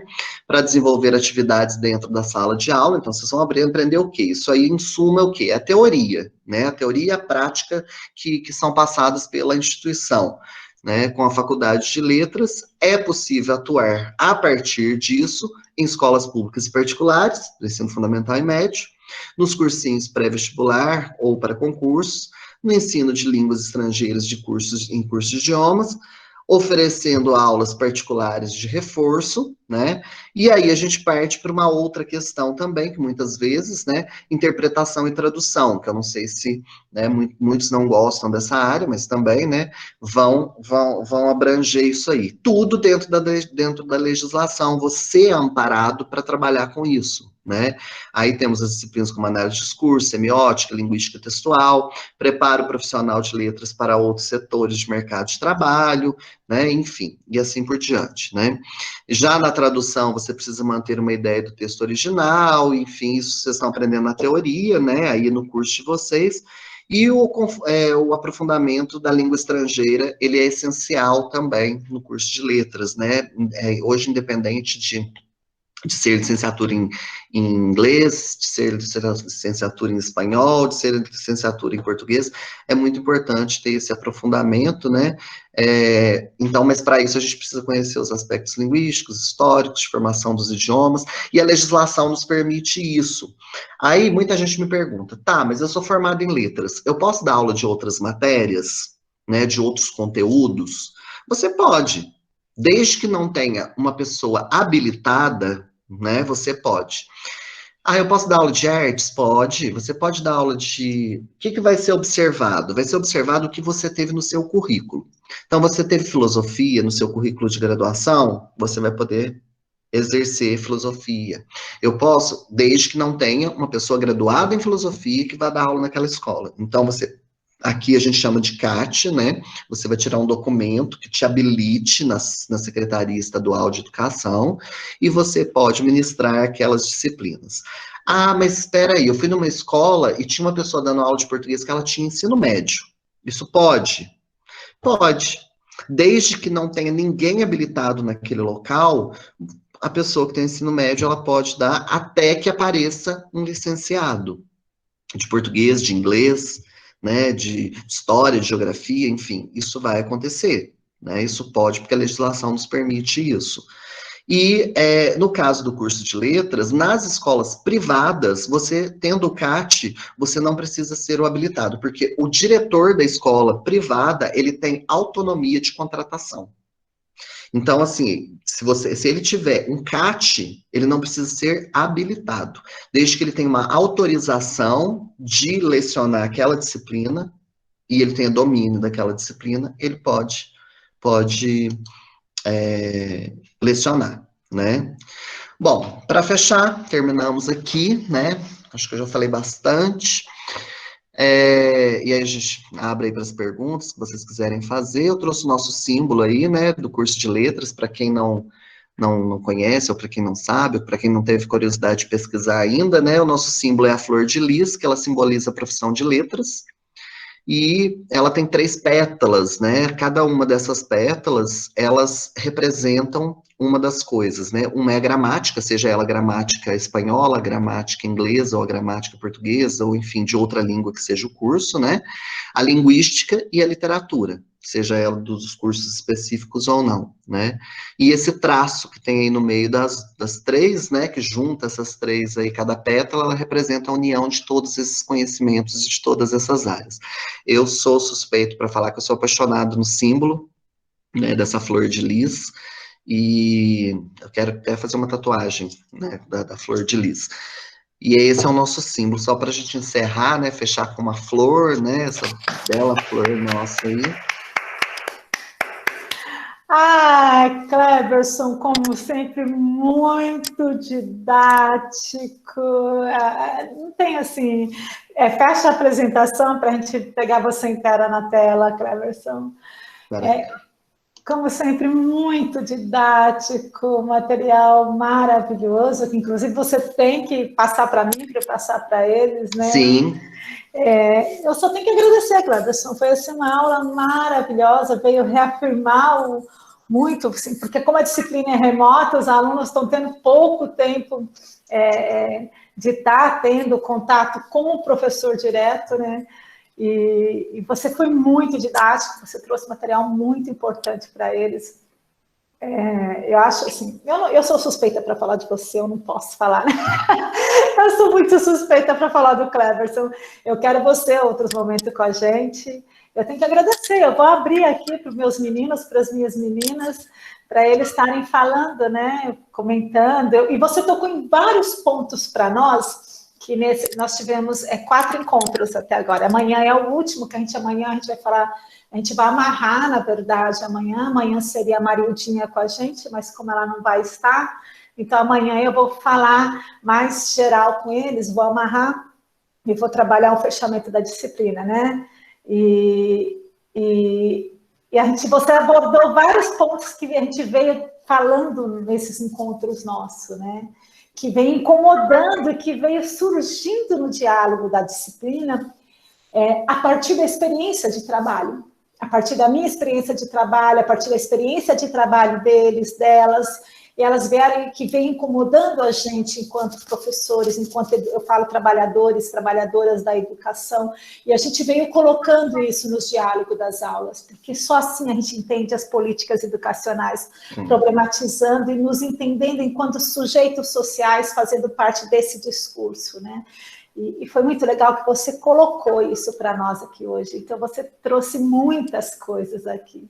Então, eu quero aqui abrir para o pessoal falar alguma coisa, comentar. Tá aí, eu chamo eles meus fantasminhas camaradas. Eu sou a mãe de Iná, aí agora a mãe de Iná já apareceu, e aí eles vêm comigo. Fala, meu povo! Vamos lá, gente, sintam-se à vontade para perguntar. Eu tentei sintetizar o máximo possível, porque assim, quando a gente trata de legislação, é muita coisa, né? E não dava para abordar tudo de uma vez, e eu peguei os principais pontos, aquilo que eu acho que seriam mais importantes, né, para vocês como licenciados, como bacharel. Aqui bacharel é licenciado ou não? Eu sou bacharel? Ou você é licenciado? Licenciado. Licenciado. Ju, já que você está falando, pode falar, Ju. Abriu aí, já fala, Ju, vai lá. Tá, vou falar. Eu simplesmente amei a palestra dele. Eu ficava até, tinha hora que nem anotava mais, eu ficava viajando aqui, porque vi tudo que... Eu tenho um curso de pedagogia e eu já vi sobre, né, sobre as leis, sobre a LDB, e eu fiquei tocada mesmo, muito. Principalmente no final, na parte, né, que ele fala sobre a BNCC, porque é o que nós, como professores, temos que nos embasar agora. A gente tem a BNCC para fazer para flexibilizar o ensino e tentar, da melhor forma, repassar para os nossos alunos na nossa questão aqui da regionalidade, né, e tudo. Então, eu fiquei bastante tocada essa contribuição mesmo. Muito obrigado. Fico muito feliz, né, gente? Essa questão que você colocou da BNCC é muito importante.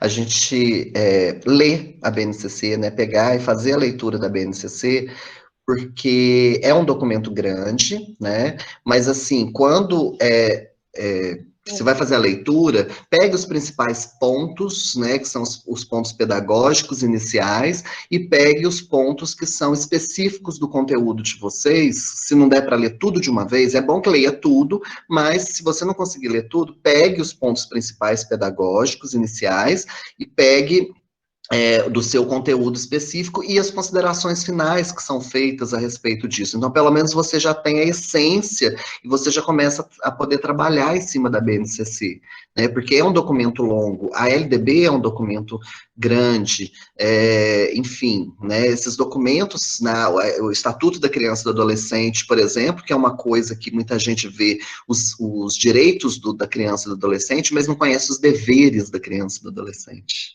Né? Também tem a parte dos deveres. Tem vários comentários no chat, viu, Cleberson? Te elogiando, falando da sua didática. Eu amei o professor Cleberson, super didático, começou ao fim, tornou mais fácil a compreensão. Fiquei à vontade. Então, depois eu te mando uma cópia dos comentários, tá? Ah, joia. Eu adoro. Tá? Ser elogiado é bom, né, Andréia? É muito gostoso a gente ser elogiado. Gente, alguém mais quer falar? Vocês são tímidos, né? Eu já estou acostumado com aluno é tudo tímido na sala, na sala virtual, mas quando chega na sala real, o povo fala. Assim. Luan levantou a mão. Pode falar, Luan. Professor Cleberson, professora, boa tarde a todos. Boa tarde, meu lindo. Eu queria dizer que meus parabéns por uma explicação que eu diria que o senhor simplificou catedraticamente o assunto sobre a LDB. Eu, particularmente, quando a professora mandou a apostila do demo para a gente ler, né, sobre a LDB, eu li e veio aquele nó na minha mente. Falei, meu Deus, leis. E, na verdade, eu lia e relia de novo para tentar entender alguma coisa, né? Até porque eu acredito que essa foi a primeira vez que eu tive contato direto assim, com as leis que dizem a respeito da educação brasileira, e eu acredito que a minha mente com relação ao ensino que o professor passa para o aluno, ele aumentou muito, né? Da responsabilidade que a gente carrega em transmitir o ensino para o aluno. Então, eu queria muito agradecer. E a pergunta que eu queria fazer, professor, é se existe ou se pode existir alguma possibilidade de o acesso à universidade acontecer sem o auxílio do vestibular, assim como o aluno ele ingressa na educação básica, se o aluno ele poderia ser inserido no ensino superior sem o vestibular, ou se isso é uma necessidade ou a demanda da universidade tem tudo a ver com isso. Eu tenho uma dúvida com relação a isso. Então, essa é uma questão muito complexa em questão de legislação, porque, assim, a legislação, ela deixa claro que as universidades, elas precisam fazer esse processo seletivo. E esse processo seletivo, ele pode acontecer de diversas formas. Não obrigatoriamente tenha que ser o vestibular, não obrigatoriamente tenha que ser o Enem, não obrigatoriamente tenha que ser as cotas, enfim. Né? Todas essas situações são situações que podem ser utilizadas para o ingresso. Por que que nós temos essa seleção? Porque a quantidade de vagas é muito pequena para a quantidade de pessoas. Imagine se todos os alunos das escolas privadas resolvessem entrar nas universidades públicas. Nós não teríamos uma quantidade de vagas para a demanda de alunos que nós temos. Então, essa opção ela de seleção, né, que está na própria legislação, ela acontece por quê? Porque nós não temos universidades a quantidade de universidades necessárias para que atendamos todos os alunos. E isso acontece, inclusive, na educação pública, de educação básica, desculpa. Inclusive na educação básica. Tem muitas escolas que não têm quantidade suficiente de espaço para determinadas quantidades de aluno, só que, como ela tem que aceitar, ela vai enchendo a sala de aula. E vai enchendo a sala de aula. Então, assim, o que nós precisamos ainda, fisicamente dizendo, né, de mais prédios para escolas de educação básica e mais prédios para escolas federais, por exemplo, né? Então, isso teria que ser uma preocupação de todos os governos, isso, governos municipais, governos estaduais, governos federais, porque, por exemplo, nós temos faculdades de universidades, faculdades, enfim, centros universitários, que são municipais. Se vários municípios que têm condições financeiras, né, que recebem impostos, enfim, transformassem isso em escolas, por exemplo, escolas de educação básica e escolas de ensino superior, em São Paulo, por exemplo, existem algumas escolas municipais, algumas universidades municipais, que foram feitas pelo município. Vários estados têm as universidades estaduais, mas muitas delas estão sucateadas, muitas delas não têm professores que são efetivos, eles não abrem concursos para os professores, e assim, é uma situação muito complexa em relação a isso. Então, a gente precisaria de mais espaço físico. Aí eu respondendo a sua pergunta, essa possibilidade existe? Existe, desde que nós tenhamos espaço físico para comportar e professores para atender essas pessoas. Né? Quantos professores poderiam estar nas universidades públicas atendendo esses alunos, da mesma forma que, por exemplo, eu estou aqui numa universidade privada, poderia estar trabalhando numa universidade pública, oferecendo ensino gratuito para os alunos. Entendeu? E, assim, hoje, a minha necessidade como professor é trabalhar numa universidade privada, né, que me atende financeiramente, que me atende dentro das minhas questões, mas que eu poderia estar numa universidade pública. E essas universidades privadas que nós temos no Brasil inteiro poderiam ser todas públicas, atendendo esse povo tudo, né? Igual acontece em vários países, onde nós temos universidades abertas para a população. Quem mais? Pode levantar a mãozinha. Pode falar. É a Jaciele. Olá, professora e professor. Inicialmente, obrigado. Foi muito bom lhe ouvir. Eu que agradeço. Eu queria falar um pouco sobre a BNCC, no sentido de que, primeiro, inicialmente, como o senhor enxerga essa... Meio que foi uma imposição. Inicialmente foi uma imposição, tanto é que teve vários debates, a BNCC teve vários confrontos antes dela ser, de fato, colocada, posta na realidade, né? Eu gostaria de saber a sua opinião inicialmente, depois eu continuo. Então, Jaciele, com relação à BNCC, é uma situação bem, bem difícil de me posicionar quando se trata de colaboração. Porque, assim, eu moro numa região onde isso aconteceu de uma forma muito aberta. A BNCC, a construção da BNCC, aqui na minha região, eu posso falar pelo que eu vivenciei, né? E também posso falar pelo que eu ouvi de outros colegas de outras regiões, que não tiveram essa abertura que eu tive aqui, né? Porque isso depende de quê? De cada estado, depende de cada município, depende de cada secretário de educação, de cada região. Então, isso não dependeu somente da construção federal. Claro, a construção federal é o que está lá, em cima, fazendo essa construção da BNCC.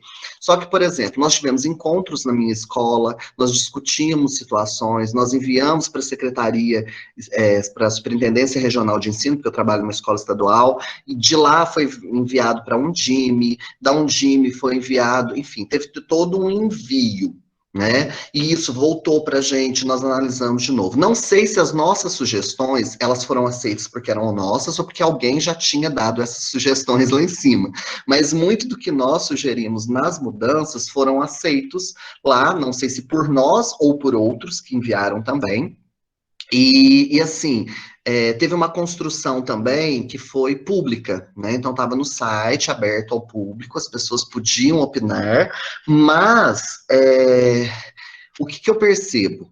Que muito do que precisava ser melhorado ainda não foi melhorado. Isso foi trabalhado durante anos para chegar a essa versão final, vamos dizer assim, né? Só que, assim, ainda precisava de vamos dizer assim, um retoque final. Eu sou, assim, bem fã da BNCC. Né? Eu vou falar para você que, não vou falar para você que eu sou contra ou que eu não gostei, sabe? Tem muitos pontos que foram colocados que podem ser melhorados. Eu acho que, assim, se tiver uma nova revisão, né, para que seja melhorado, porque, assim, como ela vai ser implantada, porque nós nunca tivemos um modelo único para o país. Nós nunca tivemos um modelo único de currículo, né, vamos dizer assim, dando flexibilidade, por isso que eu falo que eu sou fã da BNCC, porque ele dá uma flexibilidade para os governos estaduais construírem os seus currículos e dá uma flexibilidade para os governos municipais construírem os seus currículos. Então, não vai depender apenas da BNCC. Então, assim, isso é legal nela, porque ela te dá essa liberdade de construção estadual, de construção municipal. Mas só que isso vai depender de quem? Dos professores, dos diretores, dos superintendentes, das pessoas que estão lá em cima, de conduzirem isso da melhor forma possível para que seus estados, para que suas regiões tenham uma construção curricular que atenda às necessidades. Então, assim, a gente tem que ficar muito atento a isso. Porque, por exemplo, aqui em Minas Gerais, que é o estado que eu moro, foi construído um modelo para o Estado, né, abrangendo as regiões do Estado. Porque aqui nós temos uma diferença muito grande, por exemplo, da região sul de Minas, que é onde eu moro, com a região norte de Minas, que é uma região completamente diferente, né, em todos os sentidos, né, no sentido linguístico, no sentido financeiro, no sentido arquitetônico. Então, assim, é uma outra região. Então, a nossa composição, né, do nosso currículo básico comum aqui, que nós temos a construção do nosso currículo básico comum, ele dá essa flexibilidade. Então, por exemplo, no sul de Minas eu posso trabalhar determinadas coisas que são a realidade dos meus alunos. No norte eles podem trabalhar outra. Ainda precisam de ajustes? Sim, como qualquer situação, qualquer coisa. Mas eu sou a favor da BNCC, porque ela traz uma flexibilização que nós não tínhamos antes. A imposição era maior antes, muito maior antes. Mas isso, a BNCC, ela cresceu porque governos anteriores já trabalhavam isso. Ele só veio acontecer agora. Mas isso aí já está sendo trabalhado há muitos anos, né? Por outros governos, por outros secretários, por outras pessoas, enfim, por outros educadores. Então, assim, foi uma soma de pessoas. Então, não é mérito de X pessoa ou de Y pessoa, é um mérito de vários professores, de vários educadores, inclusive muitos professores de universidades federais que bateram em cima. E falaram, não, não põe isso, não põe aquilo, e ficaram em cima até conseguir. Foi muita luta, foi muita briga para poder conseguir chegar a esse ponto, sabe? Inclusive, muita briga de professores de universidades federais. Jace? Concordo, nesse sentido concordo, mas eu acredito que, especialmente aqui na nossa cidade, Cametá, a gente costuma de falar que as coisas elas sempre vêm de cima para baixo para a gente. Então, é quase que imposto para a gente. Não tem muita autonomia de... Sim. Como se A construção... para nós, construído lá, com a realidade de lá, e meio que imposto para a nossa realidade. Como alguns professores eles costumam falar, ninguém vem aqui pesquisar, ninguém sai do seu gabinete lá, do seu ar-condicionado, vir aqui na região amazônica saber a nossa realidade. Então, era muito isso que a gente tinha medo na BNCC, de que fosse Ô, Jaciele, mas vocês têm uma arma na mão de vocês aí, na região de vocês, o PPP da escola de vocês. Porque vocês podem construir o PPP de vocês, né, das escolas de vocês aí, em cima das flexibilidades que a BNCC, elas deixam acontecer, entendeu? As flexibilidades que podem acontecer. Então, na construção do PPP da escola, vocês conseguem flexibilizar isso em grande parte. Essa flexibilidade foi excelente, justamente porque deu essa abertura para as escolas do campo, para as escolas quilombolas, para as escolas indígenas, as ribeirinhas, elas incluírem Sim. que é apenas daquela comunidade, que pertence apenas àquela comunidade. Que inicialmente, quando falava assim, BNCC, vai ser imposto, como tudo foi imposto, né, de cima para baixo, a gente só... Mas eu também acho importante a BNCC, porque às vezes nós temos alunos de outras regiões, e então, às vezes, havia divergência do que foi trabalhado lá, ele chegava aqui e ia ser trabalhado de outra maneira, a gente estava trabalhando outra coisa, então, de certa forma, isso é meio que dá um rumo, assim... Um amparo, né? Exato. Mas assim, pode ter certeza que ela só teve essa flexibilidade por conta de vários professores, como eu, como a professora Andréia, como vocês que têm esse pensamento, entendeu? Porque foi muita gente que bateu de frente, não foi fácil, não foi... A construção da BNCC não foi uma coisa que foi construída do dia para a noite. Teve muita briga, teve muita luta, teve muita gente... Muitos de nós fomos demitidos, inclusive, das universidades, tá? Exatamente. Nós fomos, de uma leva só, foram 33, porque não concordaram com muitas posições, porque, inclusive, isso refletia na formação dos professores nas universidades, que reflete no currículo na universidade. E quando reflete no currículo da universidade, isso mexe em formação e investimento das universidades públicas para com os cursos das licenciaturas, das universidades particulares, para com os cursos de licenciaturas. Sim. E aí nós começamos a cobrar dos tubarões da educação que eles tinham que cumprir as leis. E eles fizeram o quê? Eles mandaram todos nós embora e fecharam os cursos de licenciatura. Aí foram todo mundo que defendia as mudanças novas, tudo, passou. Em menos de um ano, fechou-se os cursos de letras, história, matemática, só sobreviveu pedagogia, né, Cleberson? Professores pensantes são perigosos. Como que é? No bom sentido. Xiitas e por aí em diante, tá? Ótimo, amiga. Quem mais? Fala, Ivan. Professora, boa tarde, professor. Boa tarde, professora. Boa tarde, boa tarde, querida. Tudo bem? Professor, assim, o senhor tocou em vários pontos importantes, né? Quando o senhor estava falando, explicando para a gente sobre as leis, BNCC, que eu achei interessante. Só que tem um ponto aqui que eu achei muito legal, assim, importante também, que é uma área que eu gosto muito, que é música e arte, né? Uhum. E você falou que desde 2008 faz parte já do currículo, né? Só que para cá, para nossa região, é que eu nunca vi aqui o pessoal adotar já, assim, música, né? Como parte do currículo para cá. Por quê? Por que isso acontece? Então, né? Aí é a questão da flexibilização do governo, né? Eles têm que fazer a lei acontecer, né? Os alunos, eles têm esse direito, e vocês têm que cobrar isso, né? Vocês têm que fazer essa cobrança, né? Isso tem que partir dos secretários municipais, tem que partir de quem vota nos secretários municipais, né? Porque se você vota no prefeito, você está votando num candidato, né?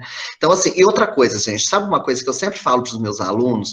Nós, como cidadãos, nós temos o direito de construir projetos e levar esses projetos para os vereadores da nossa cidade, para os deputados do nosso estado, porque assim, vocês podem construir projetos solicitando, por exemplo, vou dar um exemplo para você, Luan? Não, Ivan. Desculpa. Ô, Ivan, o que acontece? Vocês podem, por exemplo, montar um projeto, colocando a lei, pedindo para que a lei seja cumprida, e levar, por exemplo, para um vereador da sua cidade, para que ele leve na Câmara esse projeto para ser aprovado pela Câmara Municipal para ser implantado no município. Ou levar para um deputado estadual o projeto e falar, olha, nós queremos que faça valer a lei dentro do nosso estado. Então, assim, são situações que a lei já existe, só que muitas vezes ela não é implantada porque ela não é cobrada. Entendeu? Certo, muito bem. Agora eu já sei por onde começar. Muito obrigado. Olha, daqui a pouco eu vou me expulsar. Nunca Obrigado, mais eles vão querer me chamar para dar palestra. Um dos caminhos, o projeto político-pedagógico é uma alternativa muito legal, só para ajudar o Ivan a pensar aí. Ivan, quando eu fui trabalhar a questão da música, eu amo trabalhar a questão da musicalidade, é um direito. E a questão da dança também, né? E para nós, na área da linguagem, isso é fundamental, principalmente quando se pensa em trabalhar literatura. Eu não consigo pensar, trabalhar com a educação infantil, por exemplo, sem trabalhar com a linguagem, com a musicalidade. E aí, como disciplina, eu acho muito ruim encaixá-la em outras disciplinas. E é quando a gente faz valer a lei, entendeu? Dentro dos diálogos, dentro da escola também, dentro do PPP. Acho que aí é a força da escola para que a gente garanta isso dentro do currículo, né? Que você consegue fazer essa força. É um trabalho, eu costumo dizer que é um trabalho de conscientização. É um trabalho de formiguinha, né? A gente vai... Olha para você ver, nesse momento, nós estamos em 25. Se de 25 a gente conseguir mobilizar 4, para mim, eu já fiz a minha parte. Sim. É um trabalho de formiga.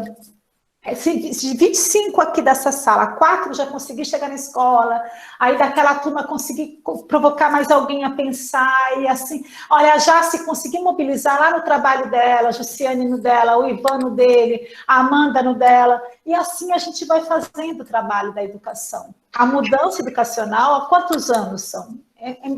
Mas nós conseguimos. O que não pode é desistir. É aquele exemplo que eu dei, gente, nós estamos há 2 anos lutando aqui para conseguir uma rampa para uma aluna cadeirante, mas nós podíamos ter desistido várias vezes, e aí mandava para eles, falava assim, mas precisa disso, aí eu sentava junto com o diretor, a gente escrevia, pegava documento, juntava o que precisava, mandava.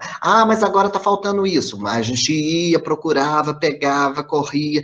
Vamos na prefeitura. A prefeitura com uma má vontade enorme para fazer a liberação da parte histórica, porque lá é tombado pelo patrimônio histórico municipal, e aí, não, vamos lá, e corre daqui, corre dali. E nós tínhamos ainda um problema que era mais agravante, porque as pessoas, elas misturam política com necessidades das pessoas, né, que aqui na cidade atual, o atual prefeito, né, a atual gestão, enfim, eles são de partidos opostos ao partido do deputado que ia fornecer a verba para a construção da rampa, que nós conseguimos a verba com um deputado aqui, que era um deputado de esquerda, e, na verdade, o prefeito era de direita, e aí a gente via que a gestão, não sei se pelo próprio prefeito ou se pela gestão, então aconteceu dificultaram toda a situação. Mas nós não desistimos, e nós ficamos, e batemos, e fomos atrás até conseguir. E aí conseguimos, a rampa vai ser construída, o deputado liberou a verba, né, a verba parlamentar, e nós vamos construir a rampa. né? Então, assim, a gente não pode desistir. Demorou 2 anos? Sim, 2 anos. Uma coisa que podia ser resolvida, gente, em 1 mês. Juro para vocês. Dava para se resolver em 1 mês. Nós ficamos 2 anos, mas nós Foi bom não você desistimos. colocar uma coisa, para vocês tirarem ideia. Verba parlamentar não pode ser desviada para outra coisa. Isso que é legal colocar. Vou dar um exemplo para vocês. Eu, Andréia Domingues, com a professora Celeste, conseguimos uma verba parlamentar de R$250 mil, aí, junto com o professor Dori Edson, para o Centro de Memória da Amazônia Tocantina. Aí eu vi que esses dias questionaram aí por que essa verba não foi para outras coisas. Por quê? Porque o projeto que eu fiz, que eu, Andréia, fiz com a professora Celeste, foi para o Centro de Memória. Então, eu não posso pegar a verba e destinar para outra coisa, Não. porque é crime. É crime. Aí o que as pessoas fazem? Vão para Facebook, vão para quê? Para fazer o uso político de um discurso que não dominam, para queimar a pessoa pública do professor Doriades. Eu fiquei muito chateada aquele dia quando eu vi nas redes sociais isso, usando de um projeto que eu fiquei noite sentada fazendo, que é um projeto do meu trabalho, junto com a professora Celeste, que foi o diretor que pediu, que é para o Centro de Memória. Então, eu fui atrás da deputada, eu fui atrás, né? Então, assim, aí você para, então a gente tem que conhecer as leis para a gente não falar errado nas redes sociais, não falar por aí, para não querer fazer uso político da situação também. Exatamente. Porque assim, gente, nós todos somos cidadãos brasileiros e nós temos direito a solicitar verba para a nossa escola, solicitar verba para a nossa cidade, solicitar verba para o nosso centro cultural, para solicitar verba. E os deputados, né, federais, estaduais, enfim, eles recebem verbas parlamentares para investirem nessas situações. São situações culturais, são situações de saúde, são situações de educação, e assim, nós tentamos com um deputado que era de direita, mas ele só queria investir na saúde, mas não porque ele queria investir na saúde, porque ele queria agradar algumas pessoas da saúde. E nós queríamos um pedacinho para a educação, para construir uma rampa para uma aluna cadeirante, sendo que é uma escola onde é é o local, né, onde recebe votos na eleição, por exemplo, e onde cadeirantes poderiam ter acesso para a votação, né? Então, ninguém pensou nisso, né, já que o interesse dele era político, enfim, né, ele não pensou nessas questões. Mas, assim, muitos deputados, muitos políticos, eles querem investir, né, somente onde eles vão ter votos para determinadas trocas políticas, né? E não para beneficiar o povo, para ajudar o cidadão, para ajudar uma menina que é cadeirante, que não é para ela que nós fizemos para todos os cadeirantes que entrassem nessa escola, né? Para todas as pessoas que tivessem necessidade. E isso, nós estamos falando de cadeirante, mas uma pessoa que quebrou a perna, uma pessoa que tem uma dificuldade de locomoção, que não seja cadeirante, enfim, né? Um idoso. Ótimo. Bom, mais alguma dúvida, gente? Que o Cleberson tem compromisso, por isso que eu estou... Já quer comentar alguma coisa, Jaciele? Levantou a mãozinha. Professora, eu gostaria de falar... Fala, amor, pode falar. Sobre uma questão que o Ivan coloca, né? Em relação à música, à arte na escola. Aqui em Cametá, sempre parto desse princípio, principalmente na educação do campo, nós temos um enorme entrave, que são a estrutura da escola. Uma professora, colega, ela foi fazer um cinema na sala dela. Como as salas são meia parede, um pouco aberta, né?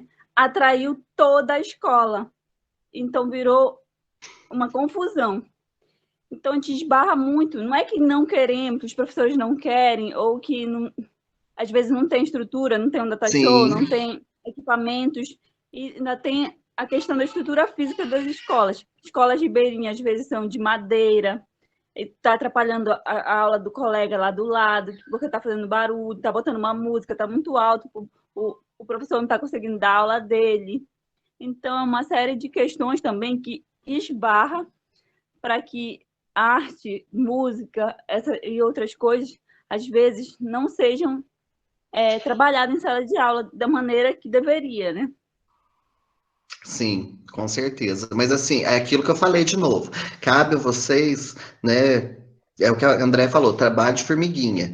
Juntar, vamos pedir para melhorar a escola, vamos fazer um projeto. Leva o projeto pronto, porque às vezes você fala com o vereador e fala assim: ah, eu vou fazer o projeto. Mas se você leva o projeto pronto, ele não tem como falar nada. Porque o projeto tá na cara dele, tá na mão dele, fala assim: ó, leva para a Câmara Municipal. Aí ele não tem como fugir, entendeu? Às vezes é por imposição. Aí a gente faz uma imposição positiva. Vamos começar a fazer projetos, gente. Eu sou boa de projeto, tá? Vivi muito disso, né, Cleberson? 18 anos da minha vida foi só fazendo projeto. Ai, que raiva. Pensa no conhecimento que você adquiriu em tudo isso. Quem mais? Quem mais? Boa tarde, professora. Oi, Amanda. Boa tarde, linda. Boa tarde. Palavra é tudo. Amei sua aula. Amei. Professora, só complementando o que a Jéssica estava falando, até na própria disciplina de inglês, quando eu estudei na escola de ensino médio, era assim como ela estava falando, né, de parede de tijolos ou de meia parede, né, e até na própria disciplina, que era obrigatória, a gente tinha essa dificuldade de não poder ouvir uma música porque chamava a atenção, de não poder ouvir um áudio, além da gente atrapalhar as outras aulas, as aulas, o barulho de fora atrapalhava a nossa audição também de compreender o áudio. Era isso. Obrigada. Ai, que delícia. Bom, gente, o Cleberson tem compromisso, por isso que eu acho que é isso, né? Alguém mais quer falar alguma coisa? Eu gostaria de ficar aqui, gente, a tarde inteira conversando com vocês, né, para a gente discutir várias questões, trazer vários posicionamentos. Mas é que, como a professora André falou, eu tenho uma reunião hoje com o diretor da minha escola para a gente resolver justamente algumas questões que nós precisamos melhorar lá. Mas vai voltar outras vezes, né, Cleberson? Com certeza, gente. Quando quiserem, me convidem, que vai ser um prazer estar com vocês. Eu amei estar aqui com vocês. Eu, assim, Cleberson, só tenho que agradecer a sua presença aqui. Eu quero também agradecer esses alunos maravilhosos, quero agradecer muito, muito, quero agradecer, sabe, eles ficaram aqui, aliás, eu sempre falo com o Lucas, né, vão falar que eu sou puxa-saco deles, mas eu sou mesmo. Eles não saem da aula, eles ficam o tempo todo aqui presente, o tempo todo, do começo ao fim nessa aula, e ficam assistindo mesmo. Com as dificuldades, você está tendo aluno aqui, Cleberson, que está dividindo o computador, você está tendo aluno aqui que está lá no meio do quintal dele pegando o sinal, sabe, que está gastando a internet do celular para estar assistindo a sua aula, por isso que eles não ficam ligando a câmera, sabe? 1001 dificuldades para estar te ouvindo. Sim, eu entendo. Então, assim, então essa turma, para mim, além de especial, por causa do carinho que eu tenho ligando para eles, mas é uma turma bem dedicada, muito dedicada, e que eu sou apaixonada. Então, eu quero agradecer cada uma de vocês que estão com a gente até agora, né? E eu tenho certeza que foi uma tarde maravilhosa para todos eles, para todas elas. Quero agradecer o Lucas, mais novamente, por essa oportunidade que ele está dando, da gente estar com eles, porque eu só estou com eles, porque o Lucas permitiu que eu estivesse com eles e com elas. E agradecer você de estar conosco, né? De agradecer você. Amanhã eu tenho um último encontro com eles, mas eu vou marcar com essa turma, porque eu vou ficar com o grupo de Zap ainda montado com eles, e eu vou estar marcando outros encontros. A gente marca um dia, independente de eu estar com disciplina ou não, a gente marca um dia de estar conversando com eles e a gente bate um papo. Sim, então, com certeza, obrigada, gente. Muito obrigada mesmo, Cleberson, por você estar conosco. Imagina. Aí depois eu vou postar o vídeo no YouTube e disponibilizo o link para você, tá bom? Gente, obrigada, meus amores. Olha, e até meia-noite eu estou postando para vocês tudo, tá? Cleberson, obrigada. Imagina. Energias positivas para vocês. Um beijo, gente. Até amanhã, às 15 horas, tá? Um beijo, Cleberson. Beijo, gente. Fique com Deus. Tudo de bom para vocês. Tchau.